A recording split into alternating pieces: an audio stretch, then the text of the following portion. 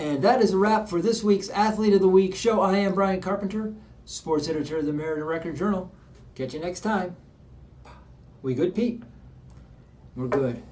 Pete, I gotta tell you, man, I can't shake it, man. I just can't shake it.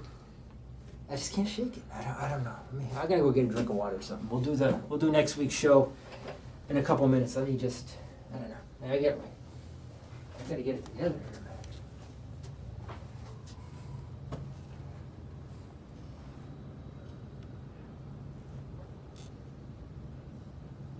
Hey, Pete. Yeah, he's looking for you, man.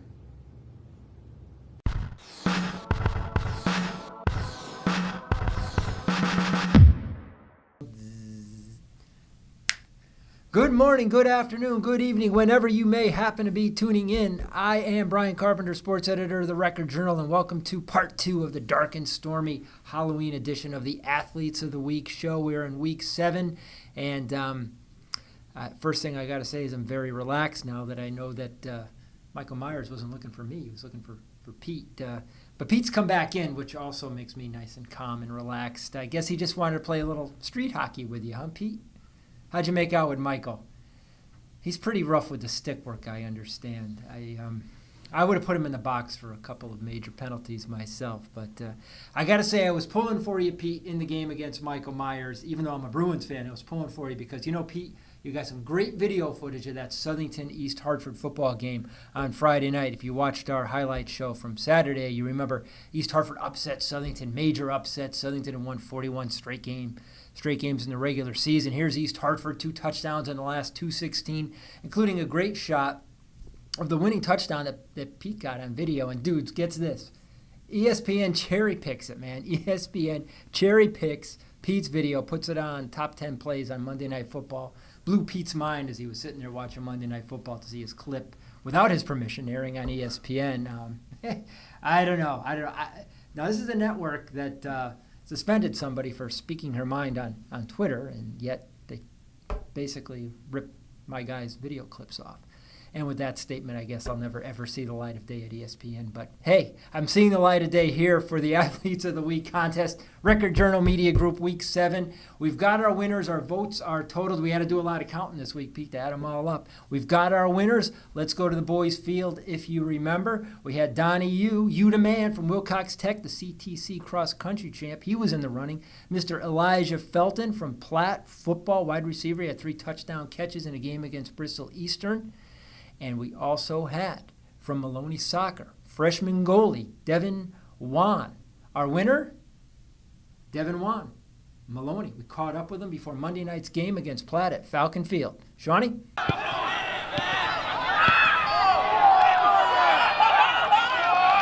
This is Sean Krovsik here with the Male Athlete of the Week for the Record Journal, Devin, Juan. Hi. How are you? What does it mean to good. be the Athlete of the Week? Feels pretty good, especially as a freshman. Yeah. Feels very good. Yeah. So tell me about how the season's been going for you guys. It's been pretty good. Near the beginning of the season, it was, didn't look like we were making it in the States. But then we started picking it up near the end of the year. And now we're here just fighting for a home game for States. Mm-hmm. What's it been like for you to be a freshman starting goalie? It feels amazing. Like, I would not have expected to do it. Like, I came in the first couple days, saw our keeper. I was like, man, he's pretty good. And I just worked my butt off in practice. Practice was very helpful, very good with our goalie coach and our coaches, and helped out really good. And finally got put into a game, and I did what I was supposed to. What's been the biggest adjustment for you moving up to the varsity level? My biggest adjustment is probably my talking, the faster pace of the game, more physical, definitely, and just being my size, it's definitely harder. So. Yeah, tell me about that. Being your size, how does that make the challenge for you as a goal? It makes it definitely difficult for the high shots, for the high crosses against the big kids. It's difficult for me, but I do what I can, and I make it work. How do you overcome that? I overcome it just by knowing that I'm short, having to adjust to it, getting my body in the right place at the right time and first before the shot comes, and just going for it.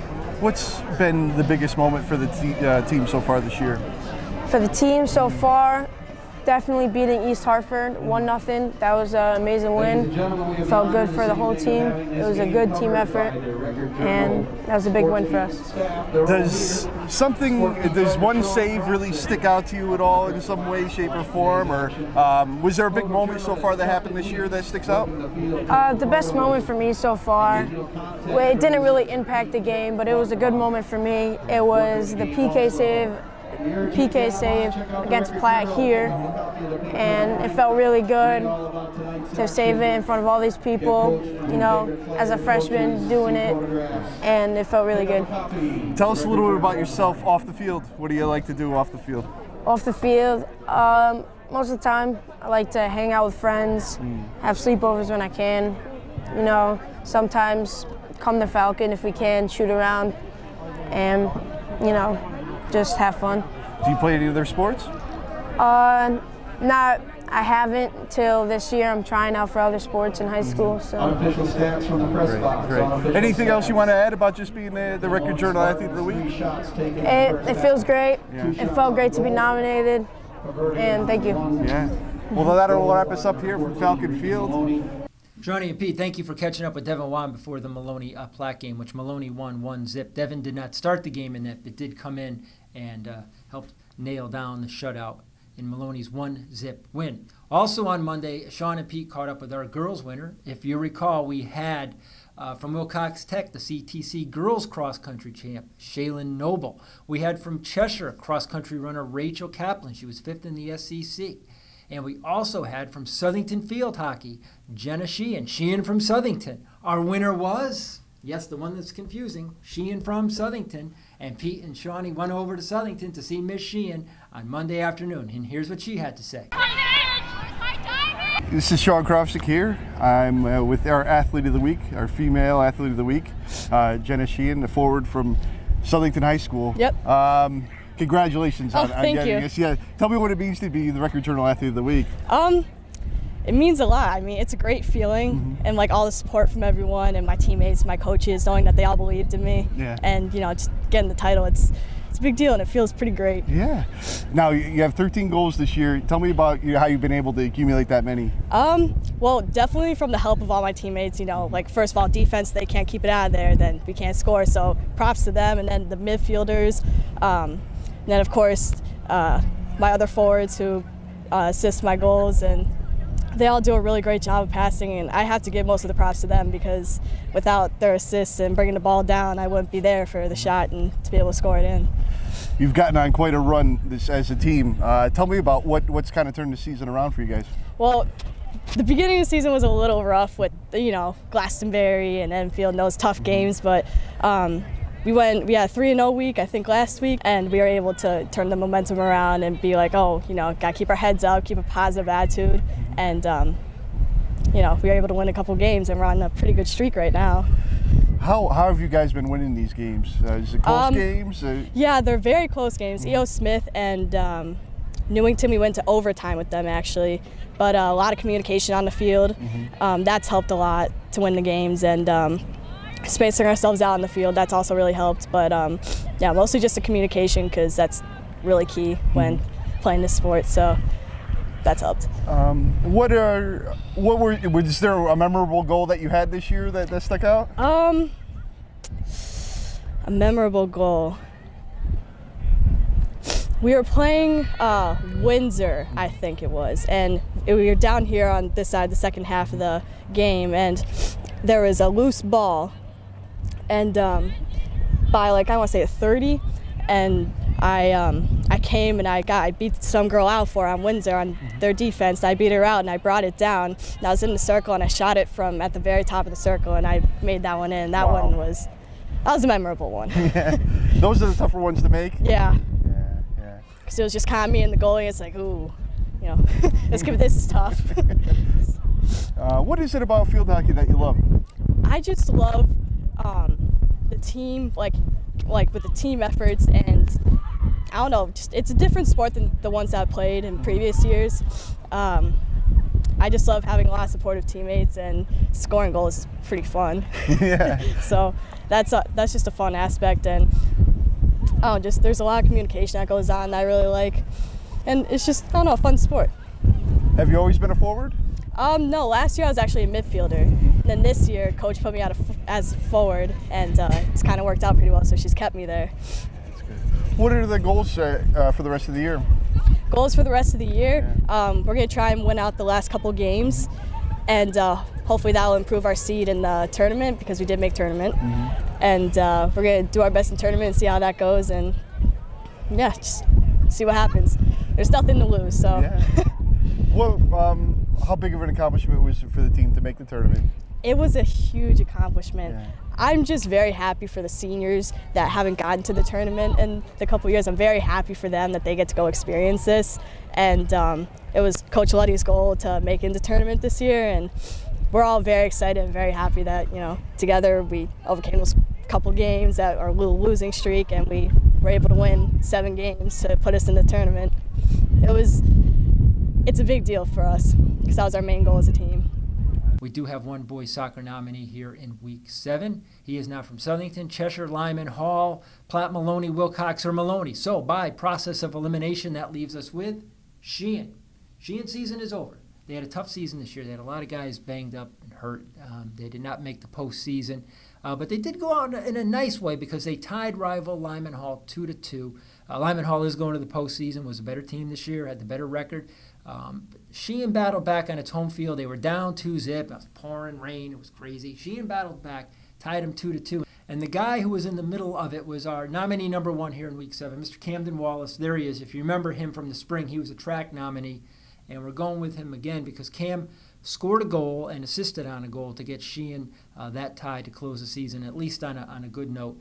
And I'm going with Cam because, you know, early in the game, he fell down on the wet turf. Someone landed on him. He felt something snap in his shoulder. And I hope you're okay, Cam. But the fact that you stayed in the game, gutted it out, and not only that, but you scored a goal, set up a goal, and got your team a tie, you're nominated, my man. Good luck to you this week. Who's going up against Cam? It's 2 football players. 2 football players who carried the rock quite a bit this past week. One has been doing it quite a bit this season. He's a young guy, too, over at Cheshire. Jake McAlinden, only a sophomore, but what a sophomore season he is having. He had a big game against Notre Dame West Haven. I'm going to our Magic Dry Erase board, as I do every week, because I got his numbers. Jake had 158 yards and 3 TDs. Shaking Jake McAlinden, big win for Cheshire at Notre Dame, 27-23. Jake's been having a great year. Again, only a sophomore. He's got 679 yards on the season, and he's a guy who's back there sharing carries with Elijah Alston and Cole Escato. He's not a one-man show back there. 679 yards. Good season for Jake. You are nominee number 2 here in week 7. And our third nominee from Lyman Hall, a kid who really hadn't carried the ball too much before Friday night, but he did, and he did it in style for the Trojans. He had 143 yards and 2 touchdowns. His name is Austin Ruiz. He's a junior. He started last year on defense. He's still playing defense for Bill Wyrock. And against Craig Co-op on Friday night, Bill said, "I'm turning you loose on offense," and Austin responded. He and the Trojans are 4-3, and hey, at 3-0 in Tier 3 in SEC, they're tied for first with Sheehan and Guilford. Lyman Hall Trojans. They're hosting Brantford this week. Big game for Lyman Hall, for Austin and the boys. Good luck to you guys.